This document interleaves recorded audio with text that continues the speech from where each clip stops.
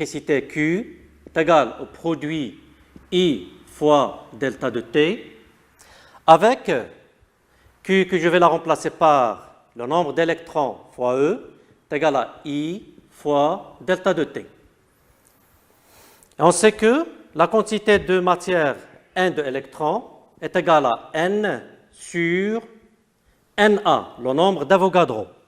C'est-à-dire que N est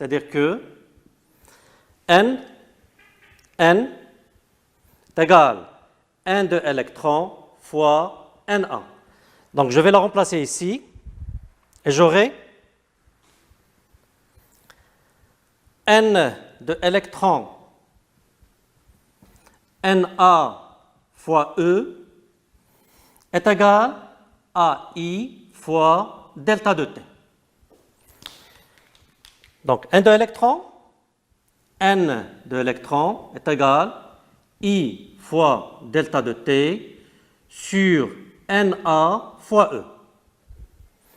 Je vais poser la constante de Faraday, F est égal à Na fois E. Ce sont deux constantes, le nombre d'Avogadro et la charge élémentaire, et nous donnent 96 500 coulombs par mol. Donc, N de électrons est égal à I fois delta de T sur grand F. Donc, c'est bon? Donc, je vais faire un petit récap.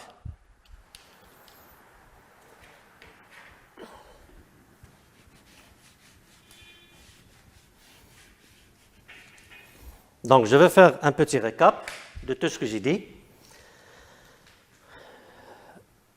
La pile Daniel est constituée de deux compartiments A et B.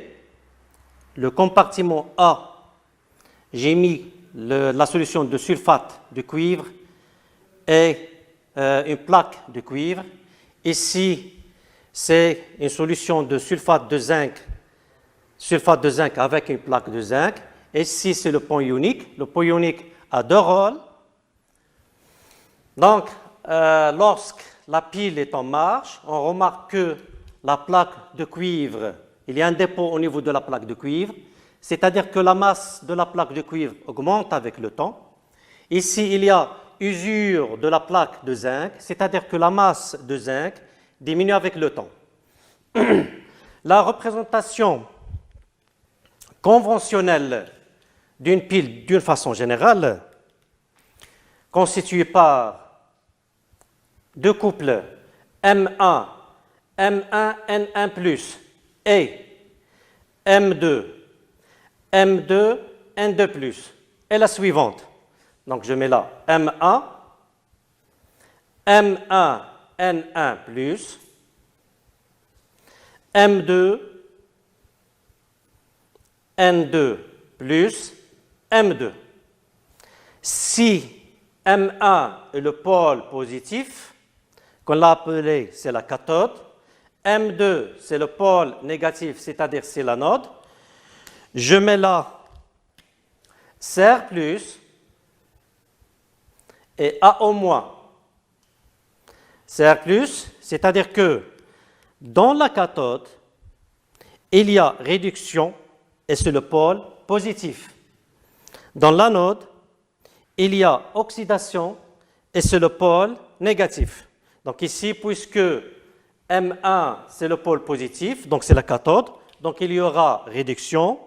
Réduction, c'est-à-dire M1, N1 plus N1 électron nous donne M1. Ça, c'est réduction. L'autre, c'est oxydation, c'est-à-dire que M2, N2 plus N2 électrons. Et pour chercher l'équation globale, étant donné que N1 électron est différent de N2 électron, je dois multiplier ici par N2 et ici par Na. Et j'aurai N2 M1 N1 plus N1 M2, ça va nous donner N2 M1 plus N1 M2 N2 plus. Voilà, donc ça c'est l'équation globale d'une transformation spontanée dans la pile, et ça c'est sa représentation conventionnelle. Et pour l'étude quantitative d'une pile, on est parti de la quantité d'électricité Q, qui est égale au produit du courant débité I fois le temps de fonctionnement delta de T. Q, c'est la quantité, N, c'est le nombre d'électrons fois la charge élémentaire, bien sûr, c'est la valeur absolue, est égal à I fois delta de T. La quantité de matière, c'est le rapport entre N et le nombre d'Avogadro NA. Et je pose F, c'est la constante de Faraday, qui est égale à Na fois E. C'est une constante, donc F est égal à 96 500 coulombs par mol. Donc N de électrons, c'est I fois delta de T sur F.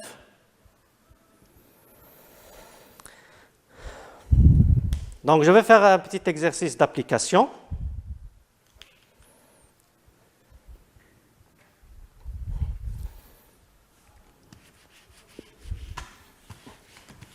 Donc, N de électrons, c'est I fois delta de T sur F. Donc, appli 1, application.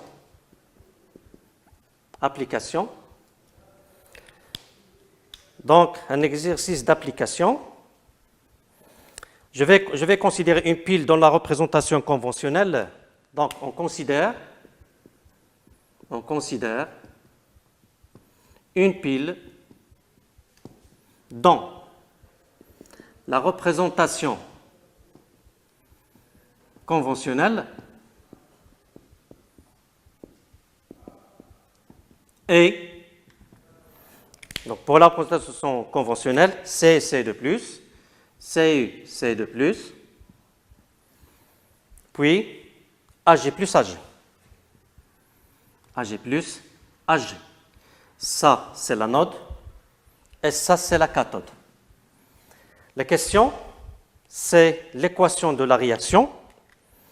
Donc, petit a, l'équation de la réaction.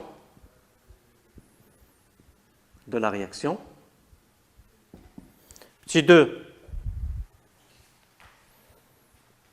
donc l'équation de la réaction. Petit 2.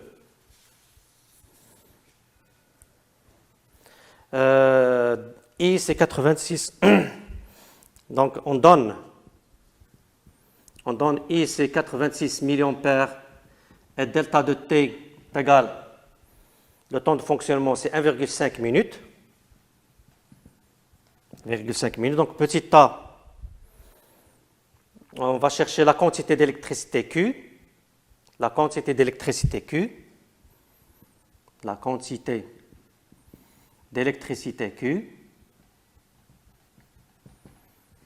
Petit b, donc la quantité d'électricité Q, la variation de masse de chaque électrode, donc le tableau de variation, le tableau d'avancement, le tableau d'avancement, c'est les variations de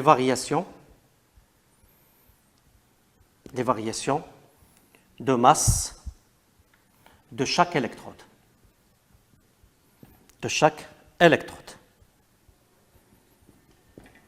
Je crois que c'est bon. Donc ça, c'est un petit résumé d'une petite application. On considère une pile dans la représentation conventionnelle est CU, C2 plus, AG plus AG. CU est l'anode, c'est la borne négative. AG, c'est la cathode, c'est la borne positive. La première question, c'est écrire l'équation de la réaction d'oxyde de réduction, bien sûr. Deuxièmement, on donne le courant débité, c'est 86 milliampères pendant une durée de 1,5 minutes. On va chercher la quantité d'électricité Q, le tableau d'avancement et comment chercher les variations de masse de chaque électrode. Pour cela,